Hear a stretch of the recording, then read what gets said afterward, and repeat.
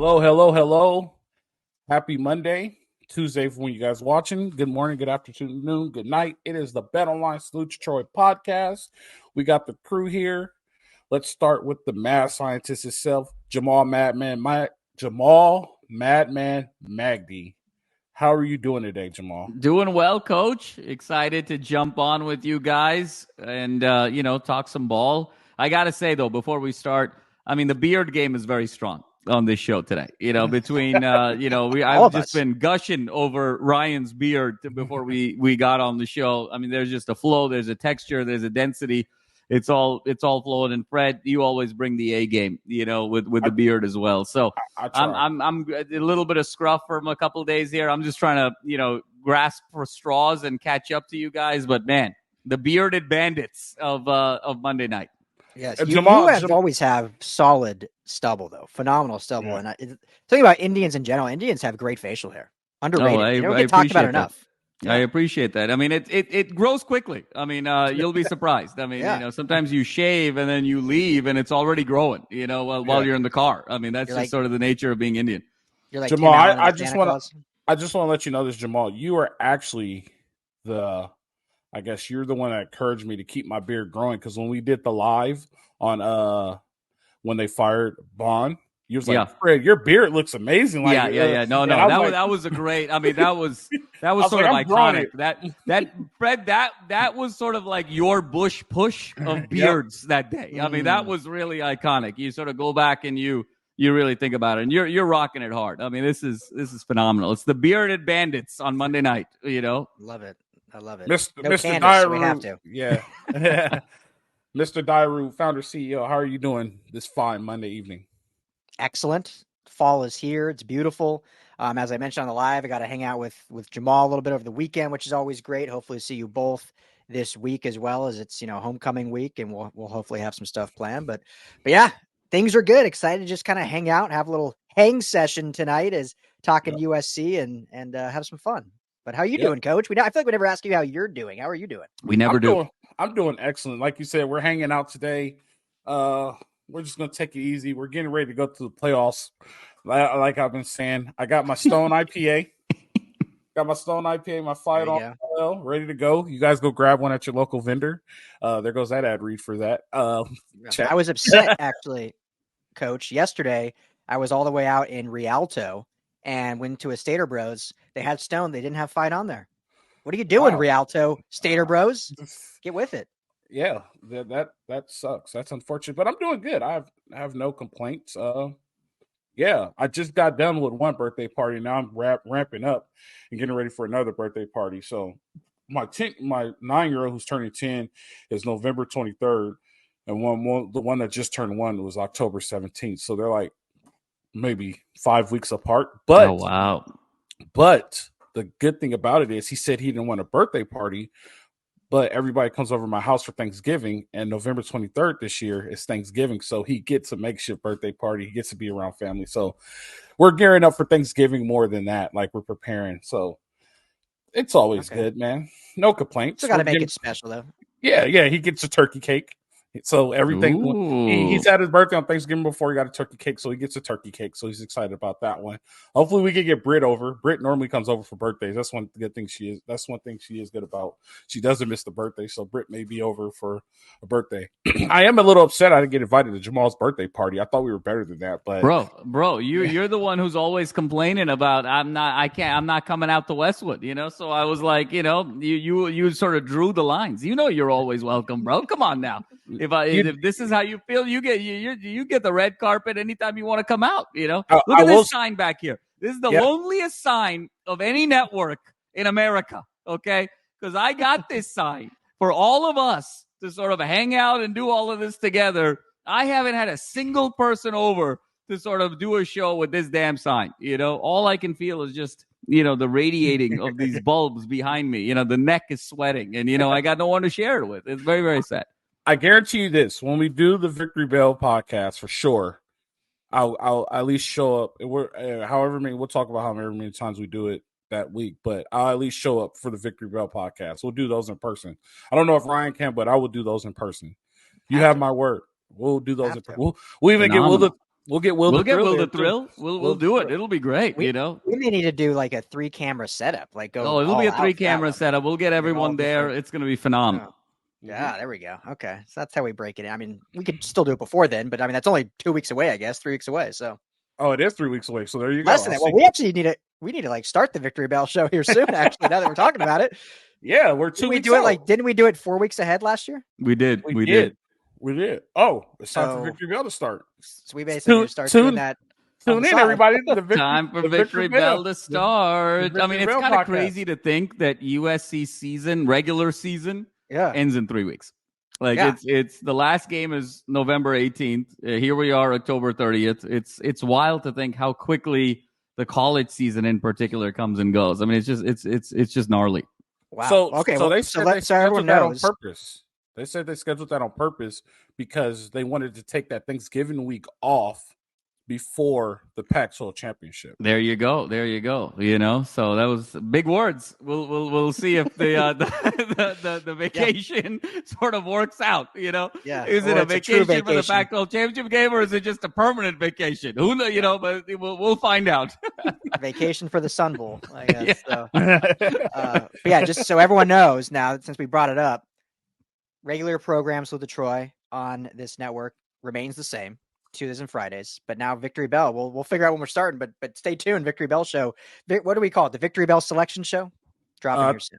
I think so. Let me look. I actually could look right now because we have the thing still up. That was such a fun one last year, and it's always so great. That game is just so special, and it's going to be fantastic. It's going to be. Go ahead. No, I think we're about go to say for the it. same thing. So go ahead. No, you go for it. I'm texting Will. I'm texting Will right now saying, "Are you ready There for we Victory go. Bell?" I'm letting him know right now. I was just going to say it's going to be a wild game considering how dominant the UCLA defense is and how potentially dominant the USC. Oh yeah, offense I is. mean it's going to be strength on strength. I mean, that UCLA team is no joke. I mean, and they're flying so under the radar right now, but it's how UCLA likes it. So they'll be ready to go for that game. So yeah, it'll be a defense is great so one. good.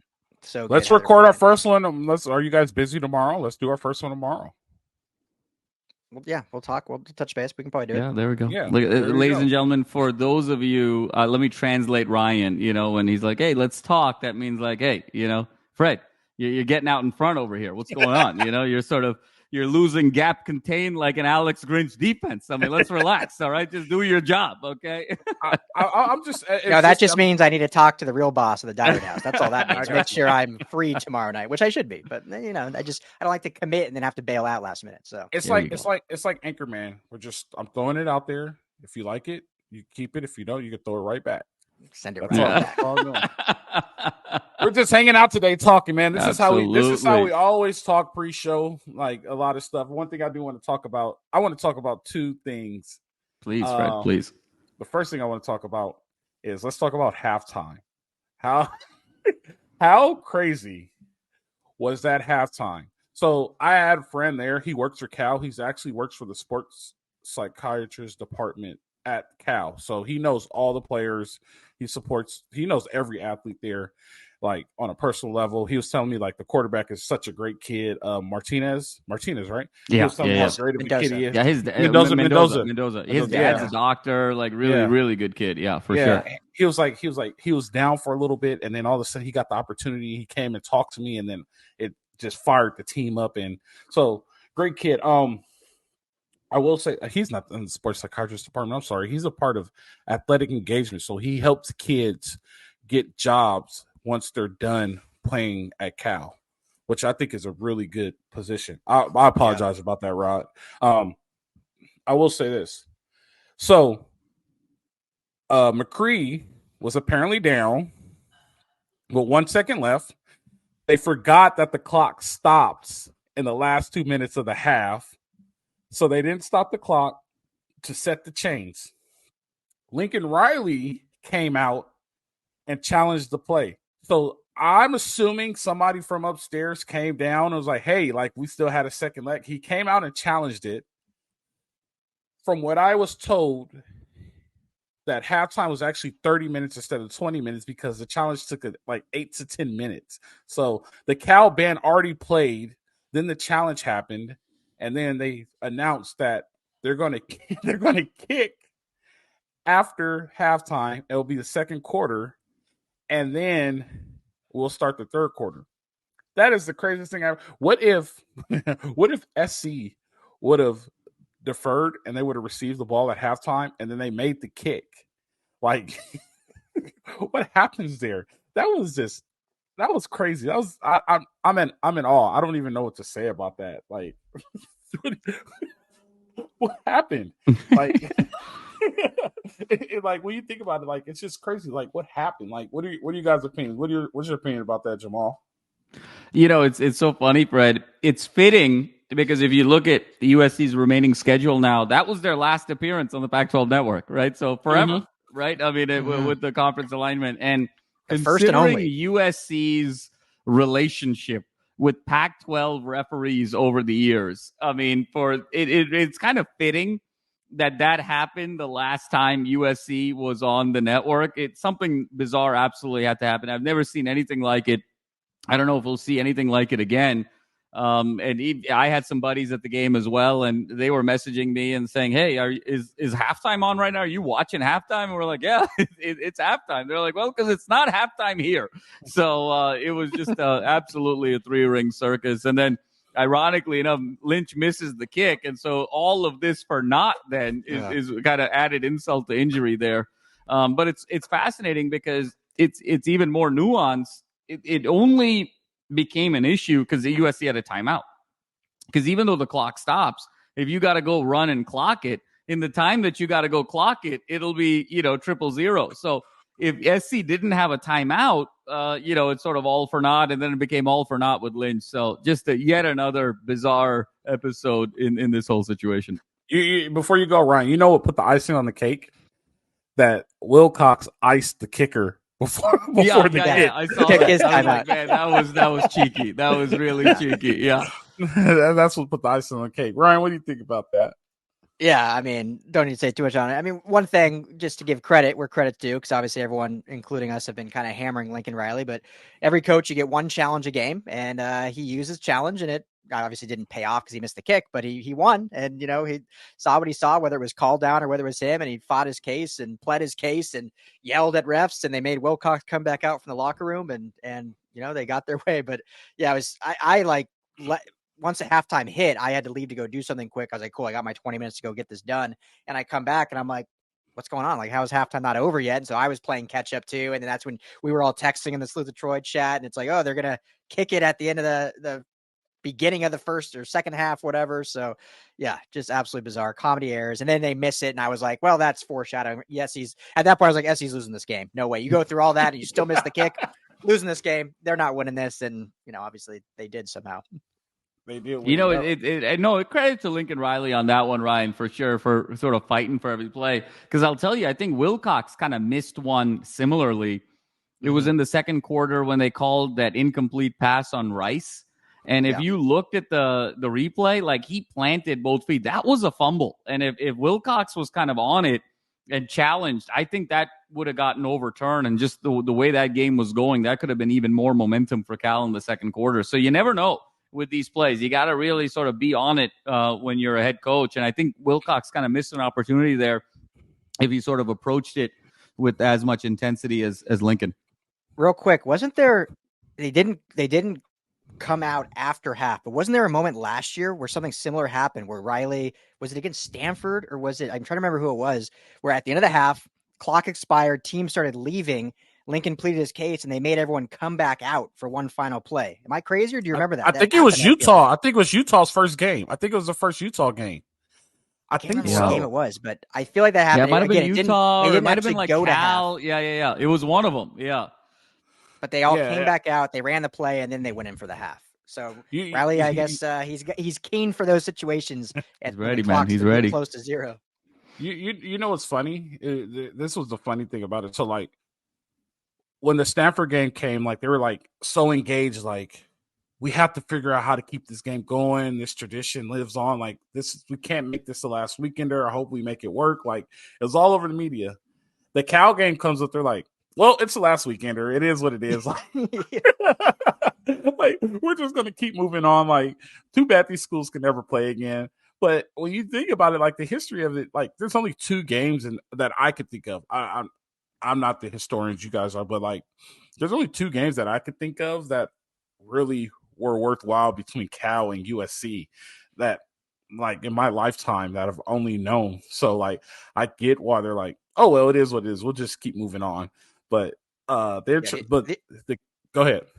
I was just gonna say the only I feel like historical thing is the fact they've played like 100 times, but there wasn't a lot of meaningful times played. No, I don't know. Like Jamal, would you know you went to every school up on the just West for our Coast. listeners, I did not go to Cal. Just FYI.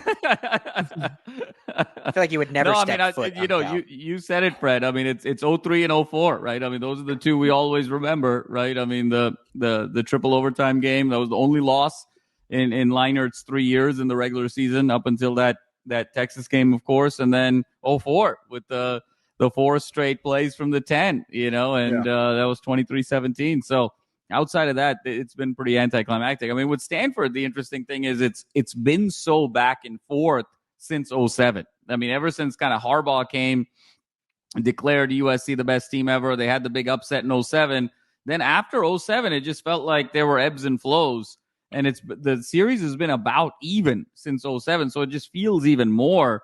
A lot of people forget that before 07, SC was on a run there where they had beaten Stanford like 35 of 38. I mean, and so if it's not for Harbaugh, we're actually kind of thinking about Stanford, the rivalry, very, very similarly as we would the Cal rivalry. It really was Harbaugh's appearance and the fact that Stanford started getting these games that made it so contentious. Otherwise, I think it would sort of lack the luster. I mean, the only other time I remember kind of the notable Stanford game outside of kind of this recent present was when the Stanford band, everyone knows the Stanford band is so cheeky, and it was kind of early 90s when SC was still just a super party school, not really academically inclined. Obviously, the reputation has changed significantly since, the early 2000s, but the Stanford band came out and spelled 720 at halftime. And 720 represented the SAT score you needed to get into USC at the time, So that's the other one that, everyone remembers, historically. I love that. You know what else I learned about those games? So when Stanford and Cal, when they come down to the Coliseum, their band performs at halftime. I just found out that the SC didn't perform at halftime. Like when SC goes up there, they don't perform at halftime. I didn't even know that. Like, I guess that's just like a Curtis thing that SC does. I don't know if you guys would know anything about that, but when I was talking to my buddy, I was like, has SC band performed yet? He was like, no, why would SC band perform? I was like, oh, when Cal comes down, they perform at halftime. He was like, you guys are soft. Like you don't let another band perform on your field. I was like, oh, that's always been like a normal thing for us. Like, yeah. Because Stanford's band is like, they don't wear traditional. Stanford's band is like the one thing about their school that's so like the outlier of who they are. Like the band is all this sort of raggedy clothes and all this stuff. It's so un-Stanford, their band. It's unbelievable. Yeah, so interesting. I didn't know that, but we find out new things every day. Well, I'll tell you one thing. I mean, the EKG that sort of SC has had ebbs and flows this season, highs and lows, and who knows where it's all going to shake out. I'll tell you, if there's anything that's had just as much of an EKG as SC's defense, it's been SC's halftime shows this year. Because after the drone show was absolutely phenomenal against Stanford. I mean, there's been some clunker halftime shows. I mean, I don't even know what that was against Utah at halftime. I mean, that was just noise and movement. I mean, I can't even explain to you what that halftime show was. Then obviously everything that happened last week with halftime. So I'd like to see SC. Forget the defense. I don't even want the defense. Give me just a solid halftime show. Against Washington. All the talent here. Come on. I mean, it's pretty easy. I do like that they keep it traditionally most of the time with just the band, but if you want to change it up, don't go with. I mean, what was that? A makeshift Pentatonics last week against Utah? I have no idea what it was. That was brutal. It was not. Well, great, the old band director was really good. Arthur C. Barner. Yep. Yeah. So I think he retired. Yep. Like last year or the year before. Yeah, it's been a couple of years, I think. Yep. That's where the fall was. Like they didn't give it to a good guy, but like the band director, he was full of energy. He was there when I was there, and he was there before me, and he did a pretty good job. My senior year, they had Bootsy Collins perform. Like, he was on the field performing at halftime, and they played the background music for Bootsy Collins. Like, they're Grammy Award winning. They're a Grammy Award winning band. So for them to hear that, that's just disappointing. Well, that's what they tried to do. It was like the band performing with like 2 solo artists, but it didn't. I don't even know. It didn't sound good. Like the audio was off. It like didn't. And I have no idea who the people were performing. I don't know if they were students. I don't know if they were. I don't know. It wasn't good though. You know what else is disappointing about the games now? And I told this to you before, Ryan, when we were at the San Jose State game. On third down, they used to ring the bell. Like, yeah. When they rang the bell was like legit loud. Like, once you heard the bell, everybody knew. And now they just like kind of ring it as background noise. Like, before, there was like the focal point. Like, you heard the bell, crowd got on their feet, it got exciting. Now it's just like, oh, it's third down, ding ding. Like, nah. Well, man. it's so interesting, Fred, you mentioned that, because I got to be honest with you. I think there's a poll question here in our future of who is more on the hot seat at USC.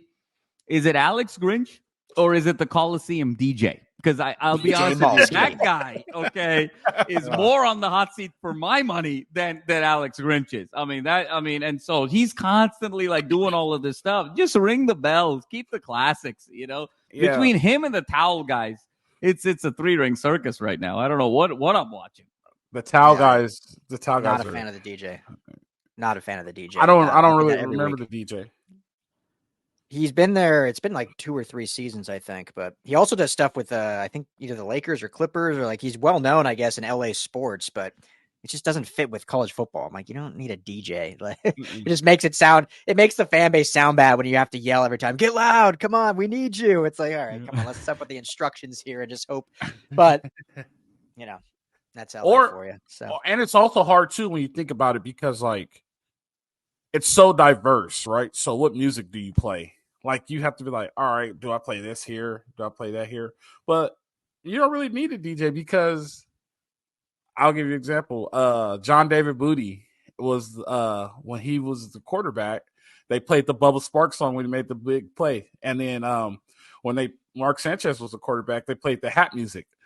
You know what I mean? Like I guess it has to be the changing of the guard. And there's a lot of stuff that was lost in these transitions.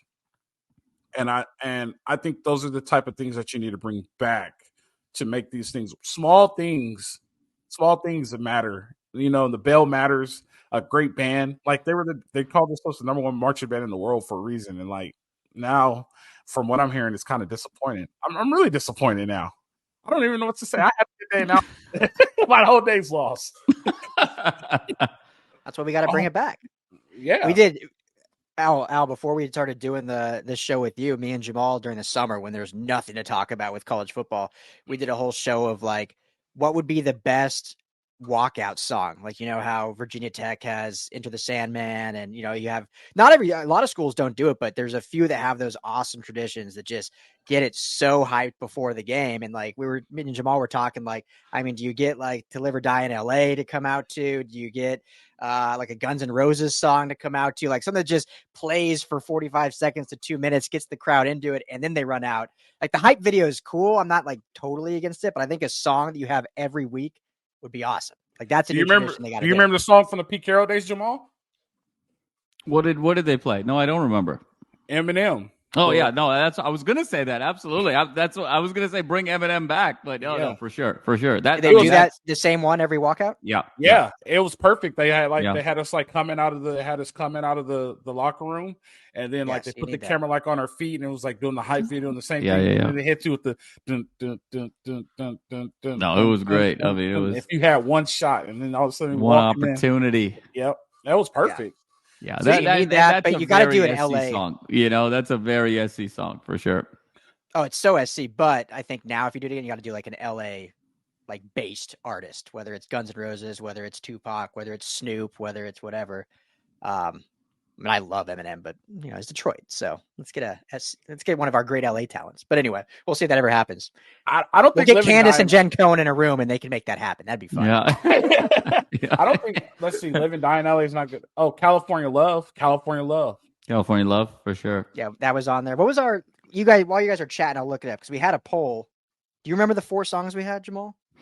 I remember that I sort of liked T.I.'s "Bring 'Em Out." I thought that would be a good song. That's a good one.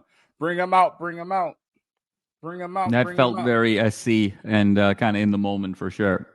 They tried that. Yeah. They tried that in Texas against Alabama, and they should have went back in. Well, I mean, I'll be honest with you. Anything beats out sort of crawling out the way SC did against Bama, and then, if you're going to crawl out, the rule number 1, crawl. If you're going to crawl out, don't lose by 46. And then rule number 2 is always follow rule number 1. And if you forgot rule number 2, revert back to rule number 1. Yeah, exactly. Because that one right there, that one was bad. But I'm really thinking about what song would be a good song to come out to. There's a lot of changes. There's a lot of changes that's gonna happen when I become the head coach at USC. There it is. You're manifesting, Fred. You're manifesting. That's what's happening right now. I wouldn't even know what I'd be honest with you. I wouldn't even know what I'd do if I legit got a call from Jen Cohen, hey, come talk. I'm like, why does Jen Cohen want to talk to me? And then that happens. I don't even know. Who would be the question is, who would be the first person I would call? For me, put it like this. It's just to equate it for you guys. I guess it's like winning the lotto, right? Mm-hmm. So for me, it'd be like winning the lotto. Who would be the first person I would call? I guess it'll be my wife because we have to have a hard conversation. You know what I mean? Because that's a big family move. But your wife would be stoked, I would think, if you became a coach at USC. No doubt, she won't have to work. There you go. So why is it a hard conversation? Sounds like it would be a very easy conversation. Well, because huge time commitment. Yeah, and she was with me. She was with me when she was with me at my other stops, and she understands.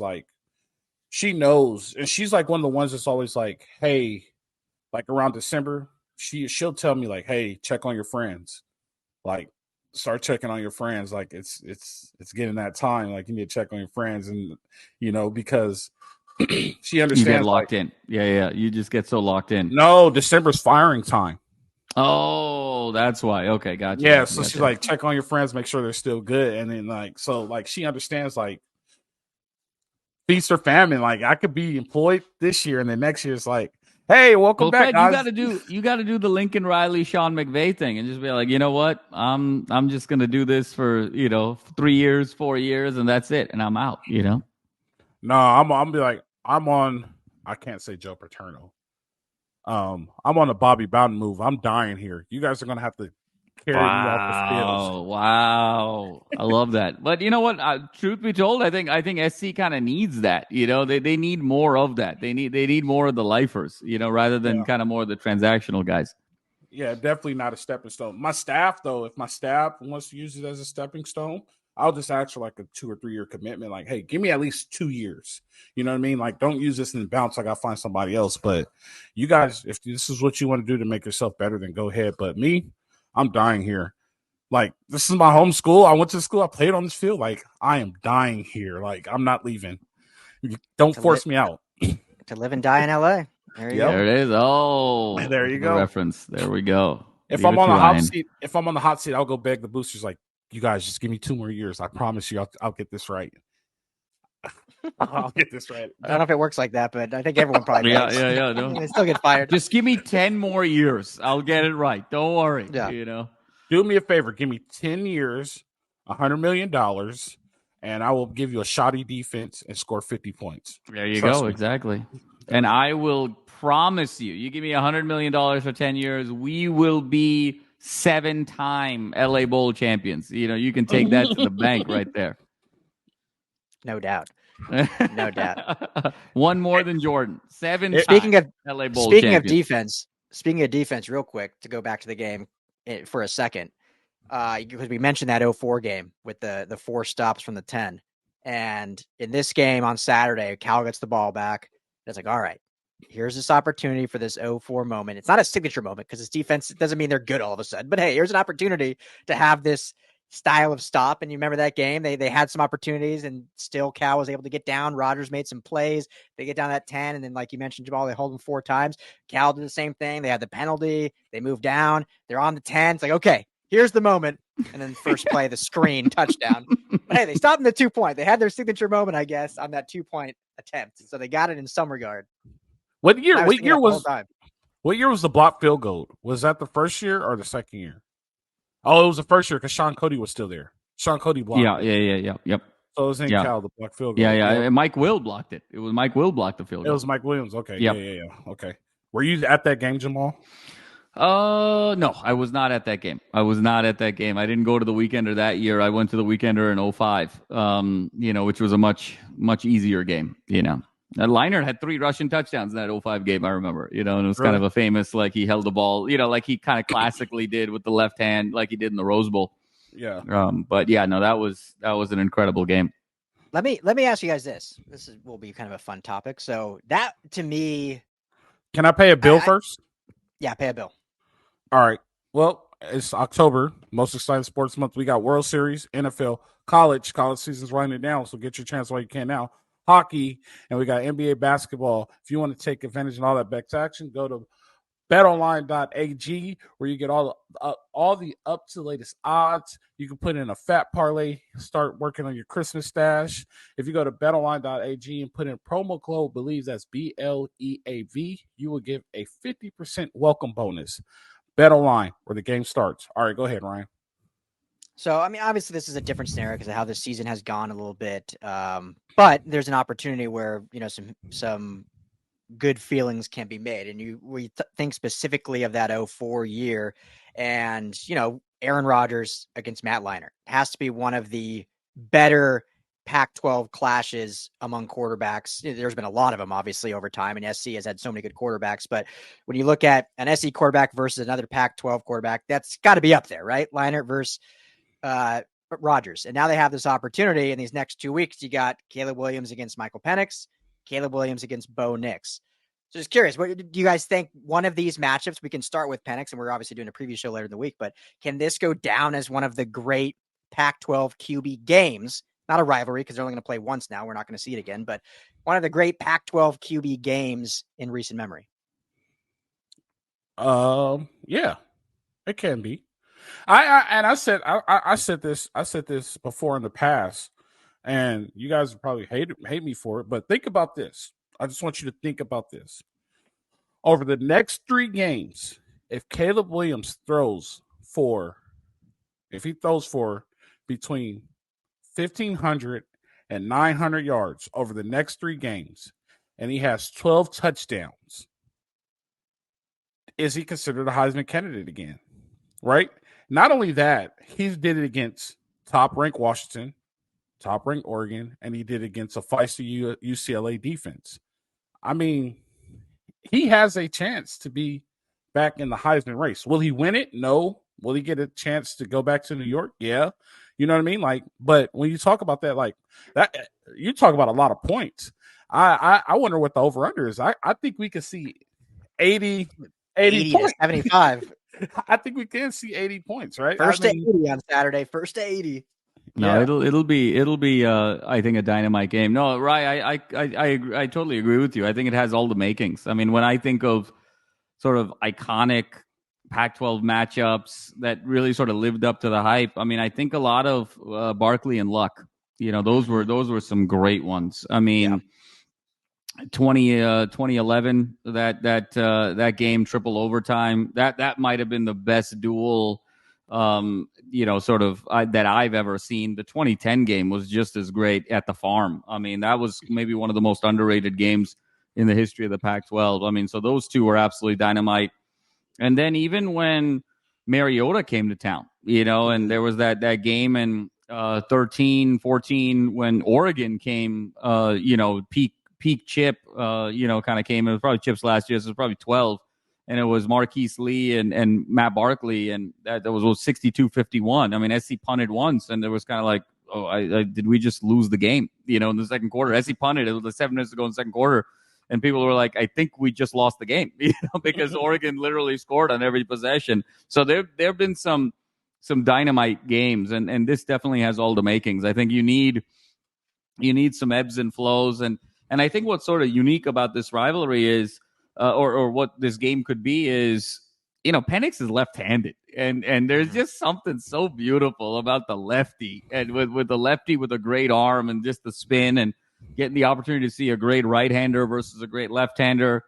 Prime time, it's going to be Fowler and Herbstreit. This definitely has all the makings. The other game I remember, not Pac-12, but it's a game you sort of always remember now, given kind of historical context, was Baker against Mahomes. That Oklahoma-Texas Tech game from about 6-7 years ago was just insanity. I mean, and I think Mahomes had like 700 yards passing in that game. I mean, it was just total insanity. And Baker had like 550 and 7 touchdowns or something. I mean, so, who knows? This could be a game that folks will be talking about for the better part of the next decade if all the stars align. What was the one?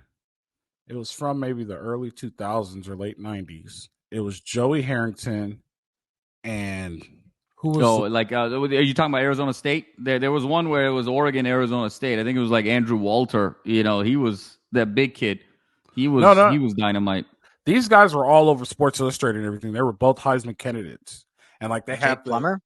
No, they had the Sports Illustrated cover, and the cover had like I remember Joey Harrington for sure was like all about it. Yeah. So you thinking about like Tuiasosopo of Washington? Tuiasosopo and Harrington, Washington, Oregon? Or was it Achilles Smith? Was he? Achilles Smith was late 90s. Achilles Smith went against Cade McNown in 98. That was a very decorated game. That was 41-38 UCLA in the Rose Bowl. I'm going to tell you guys. Hold on. Once I find the cover. And like on the Sports Illustrated, oh no, he was a running back. Never mind. It was Joey Harrington and who is this? What, Napoleon Kaufman? No, I'll show you guys here. Oh, the beauty of technology. A little share screen action. Yeah, I'll just show you guys. Let's see. Right here. Remember this one? This was like a big deal. Share. That one. You remember that? Don't tell me you guys don't remember that. Yeah, it was Harrington, but who's 35? That's what I'm kind of... It says it right here. Kaya Symington. I don't remember. But I thought it was I'm not gonna lie. I thought it was a quarterback, but I was wrong. Never mind. I apologize. Sorry, guys. Okay. I feel bad. I don't even remember who else. I remember Joey Harrington. Yeah, no, I went 3 over all the Lions. Speaking of, Lions are about to beat the Raiders, but there you go. Yeah. Joey Harrington, never mind. But Cade McNown was a big quarterback matchup. Yeah, well, everyone forgets that that 97 season with McNown, the first 2 games UCLA lost, they went 0-2, but they played the first 2 picks in the draft. They played Ryan Leaf in the opener and then Peyton Manning. It was crazy. McNown had to go through the first 2 picks in the draft in 97. So there's been some crazy matchups, Ryan, over the years. This definitely has the makings. And it feels like this would be the duel. I don't know if you're going to get the Bo Nix Caleb duel.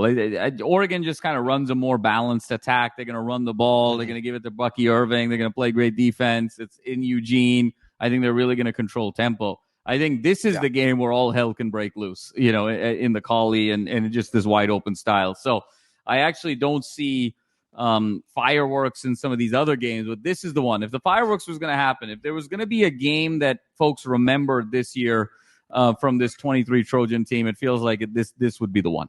Save it for Thursday. And just looking don't give it all right now. We still got to do the preview show. Yeah, no, I'm not giving anything away.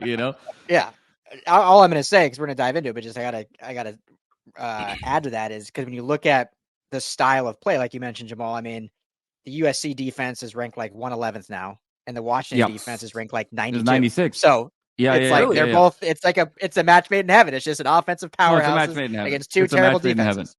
All right, I'm going to look at the over now. I'm curious about the over. All right, so while you're looking at that, unless you guys have anything else, if you do jump in, but I just have one final question. We can wrap up with this. All right, we're good. It's going to be very poignant, right? You better pay attention because this is going to be poignant. Whenever Ryan sets that up, it's going to be big. It's going to be big. No, it's really right? not. Get ready. It's not big at all. I just wanted to make sure I don't end the show before you guys had anything else to say. But no, tomorrow is the first CFP ranking show, Tuesday. Do you think USC will be in the top 25? They came out in 24 again. They held pat in the AP top 25. Do they remain in the top 25 in the CFP rankings? Yeah. They'll be 24, 25. Yeah. The funny thing would be, and I'm gonna remain optimistic. The funny thing would be if they go 3-0 over this next series, like where do you put them then? That's the question you ask. Like they go 3-0. No, not even that. They go 4-0. So SC goes 4-0. They're the Pac-12 champion. What do you do then? Pac-12 is supposedly the toughest. And there's a chance conference. Arizona ends up ranked. I mean, Arizona's vying for a ranked spot. Yeah, like, so what do you do then? Like, I'm just being all optimistic. Jamal, look at Jamal. Hold on, Jamal. Just hypothetical. Yeah. No. I'm. This is fun Monday. Okay, this is the Bearded Bandits. Okay, so it's all hell is breaking loose. So let's do it. I mean, let's get into the alternate reality. Let's do it. I'm ready. Yeah. All right. So say they go 4-0 over the next 4 weeks. Yep.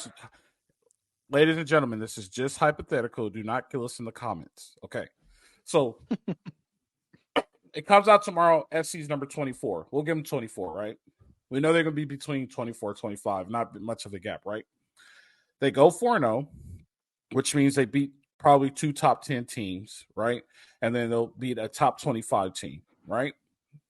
Then they'll probably have to beat a top 25 team. We'll say top 15 team because we don't know where they'll slide Washington or Oregon, and we don't know what's going to happen between the Apple Cup and the Civil War and all that. So they go 4-0. They're the Pac-12 champion. What happens now? What chaos happens now? The Pac-12 is the toughest conference in the nation right now. What chaos happens now? Where do you put the Pac-12 champion? You have to put the Pac-12 champion in the playoff. I mean, if it's the best conference in the country, they have to get a playoff spot. I think the crazy scenario here would be, in this sort of weird world, there's a couple of like gnarly scenarios even there. Like let's say they go 3-0, but let's say Washington doesn't lose another game, and let's say beyond USC, and let's say USC ends up having to play, some other team. The crazy scenario would be they could go 3-0 and still not make the Pac-12 championship game, right? So because if they beat Washington, but Washington doesn't lose, you got to remember Utah's still sitting at 2 losses, and Utah's got the tiebreak over SC, right? So in a world where Oregon maybe gets a 3rd loss, Oregon State gets a 3rd loss, they're kind of playing each other. There could be a world where SC goes 3-0 and doesn't make the Pac-12 championship. Yeah, but if we beat Oregon, we hope the tiebreak over Utah. No.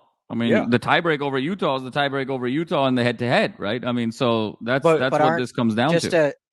Isn't Utah have 2 Pac-12 losses, and right now SC only has 1 Pac-12 loss because Notre Dame's out of conference. So you're right. Yeah. They would technically. So even more so chaos. Then, they go 3-0. They're in the Pac-12 championship game for sure. No, I mean, I think there's a world where if they go 4-0, they should be in the playoff. We won't get in that because then here's where I would say. Man. Here's where I would say to be even more chaos, and it's what you were saying, Jamal, just played out differently. Let's say if they beat Washington, lose to Oregon, beat UCLA. So they're a 3-loss team, but a 2-loss Pac-12 team. And then I'm not going to play out everything else, but basically they somehow get in the Pac-12 playoff with 2 of those losses and then win the Pac-12. So they win the Pac-12, but they're a 3-loss total team. Then it's like, well, then what do you do? I don't think they get in. I think what will happen will be, what will happen? They'll pick the team that actually didn't make the Pac-12 championship game. Yeah. Like they'll be one of the, like if they're playing Oregon State or they're playing Oregon, but the one team that gets to sit at home and not collect another loss, that will probably be the team that gets in, kind of the way Ohio State got in last year, right? Without winning the conference, or that one year that Alabama got in without having to play the SEC championship game. Right. I think that would be the scenario. I think 3 is stretching it even for a conference champion, but I think 2 and it still can happen. I think Ryan, actually, your scenario will be the best scenario because then we'll be able to go to that game. We'll be able to do a show and all that. So that's kind of one I kind of like that one. Yeah. I like that one. Playing at the Rose Bowl. I mean, just don't bring any jury. I was trying to look on Underdog to see if they had Caleb Williams stuff up yet, but we have to wait. Yeah, they usually don't get the college stuff up till like Thursday or so. Right, I did real quick though, Alfred. The over under right now is 76.5. 76. Yeah, I saw that. That's a lot of points. That'd be higher, to be honest. I mean, that's each team scores 40. You got the over. Yeah. Mm-hmm. So I thought it'd be higher than that, to be honest. We'll see. But since you said that, since we're closing up, Underdog Fantasy, head to underdogfantasy.com or the Underdog Fantasy app on the App Store or Google Play. Use our promo code USCLAFB. That's all one word, USCLAFB. You get a match bonus up to $500. Put in $500. They're going to match you with some free money to play with. It's fun pick'em style, 2 to 5 players. You can win 20 times the money you put in. Underdog Fantasy, promo code USCLAFB. Tell them Still Detroit sent you. Yep. Who do you guys, before we go, another question popped in my head. So, right, I apologize for the interruption here.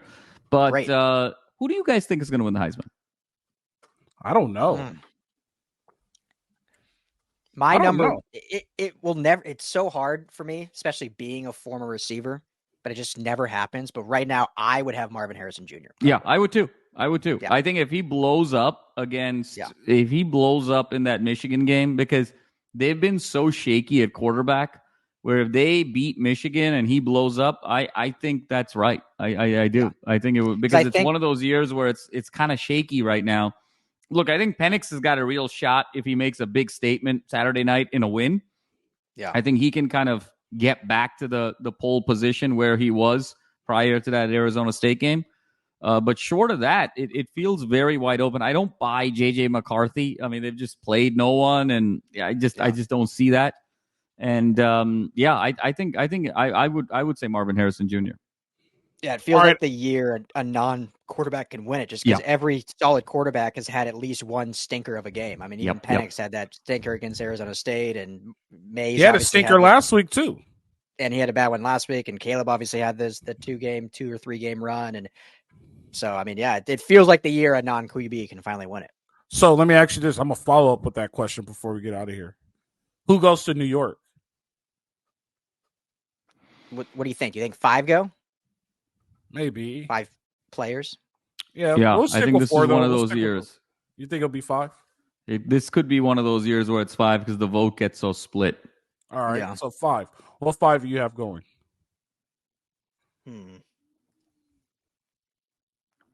I think Marvin Harrison Jr. Mm-hmm. I think J.J. McCarthy will go. I don't think he'll win, but I think he'll go. Yeah. I think Caleb will go. I think Penix will go. Bo Nix might go. I mean, it might be 3 Pac-12 quarterbacks. Yeah, I see Bo Nix going too. Yeah. I see. I don't think May. I think May is kind of considered more of a great pro prospect than a great college player. I think Texas is sort of, playing musical chairs at quarterback. Nobody from Georgia, nobody from Bama. And you start kind of going down the list here of top teams. Maybe Travis from Florida State. Maybe Travis from Florida State goes over one of the Pac-12 QBs. You think so? Yeah. All right. I think you have to sort of recognize Florida State's season and how well he's played. So I think it'll probably be Travis, Marvin Harrison Jr., J.J. McCarthy, and 2 Pac-12 quarterbacks. Guess who else is a favorite? Who? Jaden Daniels. Well, he's got a big one. He's got a big one against Bama this week. So I mean, if he balls out there at Bama, that would be something. Yeah. Just to throw another name, if it's a non-quarterback, maybe Audric Estime, running back Notre Dame, maybe gets but unlikely. I'll throw another one. Non-quarterback to really kind of go crazy. If this team runs the table from here on out and their unit is as dominant as they can be, I'm going to say Laiatu Latu. You're going I think Latu could be one of those years. 9.5 sacks right if now? Latu gets to 15, 16, 17 sacks, it's one of those years where I could see Latu go. I got you. Oh, that'd be such a good story. I will. Such All a right, good story. all right. One more. It's a yes or no. And I mentioned earlier, over the next 3 games, Caleb Williams throws for 1,400 yards, 12 touchdowns. You keep changing the numbers, by the way. So, well, I got to make it sound convincing. I said between 9 and 1,500. So yeah, that's a wide band. That's a wide band. That's like saying I don't know what to wear today. I'm not sure what to wear today. It's going to be between 58 and 98 degrees outside. I'm not sure what to wear. No, 9. I mean, he could have two. He could have 2 500 games, and then well, that would be 1,000 right there. But let's just say he has 1,400. So he goes 500, 500, 400, 4 touchdowns a game. If he goes 14 and 12, he might be the Heisman favorite. Then I'll say that against those teams. 1,412 touchdowns. That's 2 500 games and a 400-yard game, and all 3 4-touchdown games. Like, yes, he is then back in the Heisman favorite category. You know what's crazy though is that even if he goes 12 touchdowns. And at the end of the season, he's still going to be below his numbers last year. And I to try and repeat, I don't know if you can have worse numbers than the first year. Like the way you repeat is because you're competing against yourself the year before more than you are competing with any other candidate. Yeah. So I agree with you, Rai. I mean, it would be a heck of an argument. I just don't know. I also think that the Heisman is such a narrative award, where I think there's just been so much like negative publicity around Caleb the last couple of weeks where I don't know if I think there's a staleness, but yeah, I mean, 1,400 yards and 12 touchdowns, he'd certainly get invited. I don't know if there's really anything he can do short of like 700 yards and 7 touchdowns on Saturday to kind of get back in it, but he would need to do something just outrageous. All right, so what if he goes 1,412 and in Oregon he has the Reggie Bush Fresno State game? Well, he's going to have to what is the Reggie Bush Fresno? Like he rushes for 220 yards? No, just takes over the game like Reggie Bush did against Fresno State. Like it just becomes the Caleb Williams show. Fred, what you're saying? 1,400 yards. That's 2 500-yard games and a 400-yard game. Those are Reggie Bush games. Those are Reggie Bush games. I'm just saying. What's crazy about the Heisman is because I agree with you, Jamal. It's going to be so hard for him. But even with what feels like a down season, he's still 2 in yards and 2 in touchdowns. It's not like he's like 12 or 14. He's second. Yeah, no. I mean, we're saying he needs, and I agree with you. We're saying he needs to have a cataclysmic final 3 to even have a shot. That's just how hard it is to win it back to back. It's crazy. It tells you how good he is, and B, it tells you, how QB friendly the air raid is too. And it's because there are years that Graham Harrell threw for 5,500 yards and guys like that. So the air raid is definitely QB friendly. But I agree. It just feels like he's just got to go bonkers just because it's been a while since we've thought of Caleb just so positively. I just want to see a back-to-back Heisman, but it is what it is. It's probably one. We all do. We all definitely. Well, there'll be a back-to-back Heisman in LA. Latu wins the Heisman. It's back-to-back in LA. So there you go. I don't even think UCLA knows what to do with an award like that. they only believe in Naismiths. That's it. Ooh, Fred, the trash talking starts early with the victory bell. What's going to happen? What's going to happen? What's going to happen when our fans see you on the other side in the Victory Bell show? Hey, listen, I've been very transparent with our fans that I went, and you've been very transparent with our fans that I've been to every school. So I don't think it's a huge shock here. Undergrad USC, grad UCLA. So, I've been very open about that, There you go. It is what it is. It'll be good to see Will the Thrill too. Guys, it's been fun. We've been hanging out today. Nothing too crazy. We're going to jump into it on Thursday. We get to the Bearded Bandits. Yeah. The Bearded Bandits. We get to talk about Michael Penix and Caleb Williams showdown. That'll be a good one. Primetime TV. Are they 4:30? 4:30. 4:30. Fowler and Herb Street. Fowler and Herb Street should have just stayed in LA all week. Yeah, there's no reason to go anywhere. Is college game day? Is college game day at the Coliseum? No, not that. Not with it. Where are they? I don't know. Actually, kind of surprised. Are they at Bama for LSU Bama? Probably. I'm guessing probably. Yeah. Oh well. Well, we get to dive into the Huskies and the Trojans on Thursday. It's going to When be was good. I'm just going to keep dragging this show on. When was the last All time right. College Game Day was at SC? I feel like it's been a while.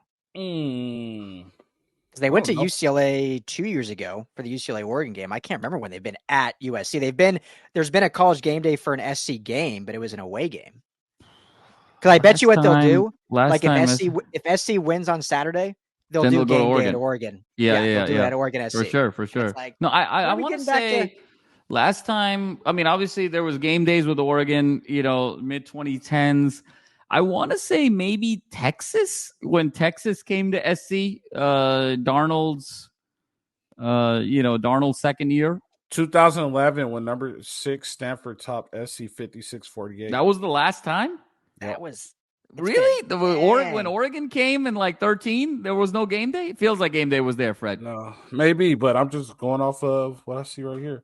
I will say this, and they're like Fred's quick on the Googler. He's quick on the. He is quick on the Googler. Well, I'm not as factual as you guys, like statistically and like and with jersey and roster numbers. So like I want to at least be able to say, hey, let me find something. They're making it very apparent that they're trying to hit every university. Like they're trying to be more diverse now. They're not trying to. Before they were so honed in on the SEC, and the SEC is bad now. Not bad, but they're not what they used to be. And so like they're like, oh, where haven't we been yet? And so I think they're trying to Colorado. Unless Coach Prime coaches you, but I guess that's now it's stale. But I told it was going to run out fast. So they haven't been to Illinois, Maryland, Rutgers, Syracuse, or Virginia. Ever? Interesting. Ever. I don't think they ever will be. I'm surprised they didn't go to Illinois when they had juice. Yeah. If they could go to. I mean, does Florida State play Virginia at Virginia this year? If they do, in the last few weeks, that could be a nice spot for game day. True. Yeah. Virginia's campus is gorgeous. I mean, game day would be out of their minds not to go there. That's a phenomenal institution, phenomenal location. And that community's also been through so much with the tragedy last year. Game day should get their act together and get down there. They should. You're right. That'd be a good one. See? The voice of the people. Jamal and Maggie, everybody. There you go. All right, closing. All right. We appreciate you guys. Guys, it's been fun. It's been fun. If you want to save on groceries, as Kansas was saying, want to get better good health, go visit AG1. That's drinkag1.com/salute to Troy. You'll get a free year supply of vitamin D and 5 free travel packs. That is drinkag1.com/salute to Troy. It's been fun. We're getting ready to talk about the Huskies and the Trojans. Let's do it. I'm excited for this one. I'm really excited. This is going to be one of those ones where on Sunday we're going to be like, we're going to have to breathe. We're going to be like, whew, that was fun. I think Fred's going to have to breathe right now. I mean, I mean, we all have to. We have to go into the game not expecting a single stop. So if you have that expectation that the defense is not going to stop them once, if they stop them once or twice, it's a win. We're good. There it is. Oh, it's only one. Oh, you only need one stop now. No more. No. I'm not saying they're going to win the game. I mean a win based on the expectations. Like, we got 2 stops. I got you. I'm not saying they win. The Dairud rule has gone from 4 stops to 1. There we go. Just get one. No, definitely. Hey, I appreciate you guys. I'll see you guys Thursday. As you already know, thank you guys, fans. Live free, fight on.